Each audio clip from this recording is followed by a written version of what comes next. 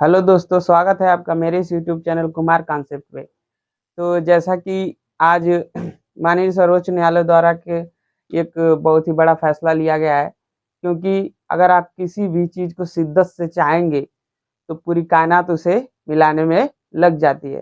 तो एक मूवी का ये डायलॉग, लेकिन आपने इतनी शिद्दत से नॉर्मलाइजेशन को मतलब सोचा कि आप नॉर्मलाइजेशन ना हो। तो आज इतने अच्छे दिन है, आज छठ के इस पर्व पे आपको एक अच्छी खबर सुनने को मिली कि माननीय सर्वोच्च न्यायालय द्वारा 5 जजों की पीठ ने एक ऐतिहासिक फैसला लिया है, जिसमें ये कहा गया है कि भर्ती प्रक्रिया शुरू होने के बाद उसके बीच में कोई बदलाव नहीं किया जा सकता।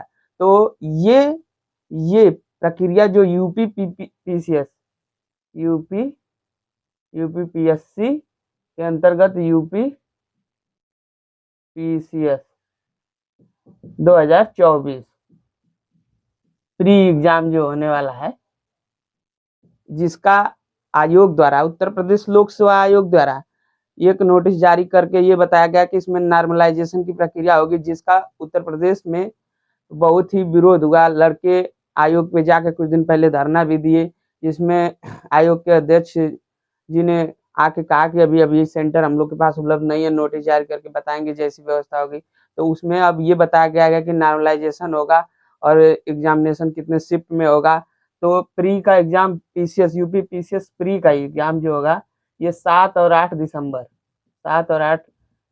का 2024 को निर्धारित किया गया है, जो कि एक नॉर्मलाइजेशन का, जो कि इसमें बहुत ही जो पढ़ने वाले बच्चे उनका नुकसान होगा। और इसका आज तक कोई सिद्ध नहीं कर पाया सही तरीके से कैसा मूल्यांकन होगा।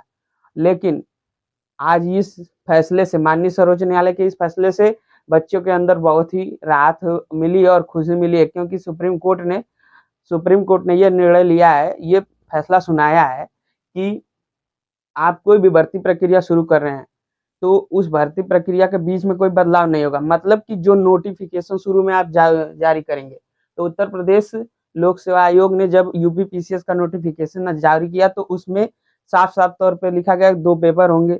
अब वो 2 पेपर में ये भी नहीं बताया गया कि नॉर्मलाइजेशन होंगे नहीं होंगे, मतलब नॉर्मलाइजेशन हो गए तो नॉर्मलाइजेशन की तो बात कही नहीं गई है। बस उसमें ये कहा गया कि सीटों को घटाया बढ़ा सकते हैं, तो सीट को आप कम कर सकते हैं या बढ़ा सकते हैं। तो जो चीजें लिखी गई है उसके अनुसार आप करेंगे। तो एक तरीके से ये कहिए कि एक आस जगी है छात्रों के बीच में, और आपको पीछे नहीं हटना है। इतने आसानी से आयोग बात मानने वाला नहीं है। तो आपको पढ़ाई भी करना है, पढ़ाई के साथ साथ लड़ाई भी करना है। लड़ाई का मतलब कि शांतिपूर्ण तरीके से 11 तारीख को 11 नवंबर को आपको उत्तर प्रदेश लोक सेवा आयोग गेट नंबर 2 के पास आपके जाके शांतिपूर्ण तरीके से धरना देना, अपनी बात को रखना है। माननीय सर्वोच्च न्यायालय ने अनुच्छेद 14 जो विधि के समक्ष समानता का अधिकार को बताता है, इस अनुच्छेद आर्टिकल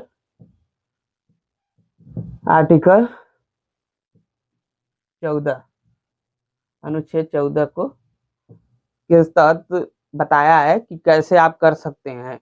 तो इस तरीके से संवैधानिक पीठ ने एक बहुत ही बड़ा निर्णय फैसला लिया है।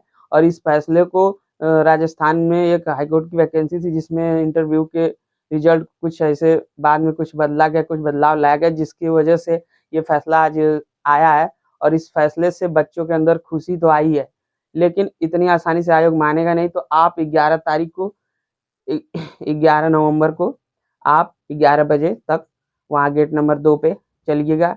आप अपनी बात को शांतिपूर्वक ढंग से रखिएगा और अराजक तत्वों से बचिएगा। अराजक तत्व न जाएं, कृपया करके वहाँ पे शांति का माहौल रखिए। अपनी बात को शांतिपूर्ण तरीके से आयोग के सामने रखा जाएगा, पेश किया जाएगा और जरूर सुनेगा आयोग। लड़कों की समस्या सुनेगा तो उसे भी समझ में आएगा कुछ न कुछ। लेकिन इतनी आसानी से कोई चीज़ मानता नहीं है आयोग, उत्तर प्रदेश लोक सेवा आयोग, क्योंकि इसके पहले भी बच्चे बहुत धरना किए वहाँ पे। तो माननीय माननीय सर्वोच्च न्यायालय के इस फैसले को देखा जाए तो बहुत ही निर्णायक फैसला कहा जा रहा है। और इस वैकेंसी को इसके साथ साथ आरओ में भी समीक्षा अधिकारी की जो वैकेंसी है 22 दिसंबर को होने वाली है। ये 3 शिफ्ट में होगा एग्जाम, और ये दोनों पेपर एक में होगा। तो इसमें भी इसमें नॉर्मलाइजेशन लागू करा जाएगा, तो इसमें भी ऐसा कुछ कहा नहीं गया। तो इस तरह से तो एक राहत भरी सांस हमें मिली है। और इसी के साथ साथ आपको अपनी पढ़ाई के साथ साथ अपने सारे चीज़ों को करते हुए 11 तारीख को उत्तर प्रदेश लोक सेवा आयोग प्रयागराज और उत्तर प्रदेश के मुख्यमंत्री माननीय श्री योगी आदित्यनाथ जी के ईमेल आईडी पे आप लोग जाके नो नॉर्मलाइजेशन का आप ईमेल करिए और उत्तर प्रदेश लोक सेवा आयोग के ईमेल पे जाके, और इस तरीके से आप लोग ये काम भी कर सकते हैं। जो छात्राएं हैं यहाँ से दूर हैं, वो नहीं आ पा रही हैं, ये सब चीज़ें कर सकती हैं।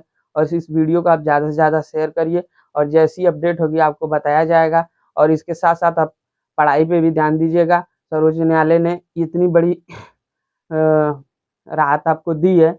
और कुछ कंटेंट है जो कि मैं आपको बताना चाहता हूँ कि आप अभी 1 महीने का टाइम है, तो आप क्या-क्या पढ़ेंगे। तो स्पेशली पहले तो करंट आप पढ़ते रहिए। करंट पूरा साल भर का कवर कर लीजिएगा, रिवीजन करिएगा, पढ़ते रहिएगा। और इसके साथ लूसेंट ले लीजिए। लूसेंट जो है आपका, उसको पढ़िए। लूसेंट के साथ-साथ अब जिसका सीसेट कमज़ोर है, वो सीसेट पे 10-5 दिन ध्यान दे देगा, सीसेट भी पढ़ेगा। तो कम से कम टाइम दीजिएगा। और टेस्ट सीरीज़ भी जो जॉइन किए बच्चे, अब टेस्ट सीरीज़ भी लगाएँ और क्वेश्चन हल करें ज़्यादा से ज़्यादा। और आप इसके साथ-साथ अपनी पढ़ाई के साथ-साथ 11 तारीख को वहाँ भी पहुँचे और अपनी बात को सही तरीके से रखें, क्योंकि आयोग इतनी जल्दी बात को मानने वाला नहीं है। तो धन्यवाद दोस्तों। इसी के साथ मैं चाहूँगा कि आप लोग अपनी पढ़ाई को बहुत ही संयमित तरीके से और नियमित तरीके से करते रहें।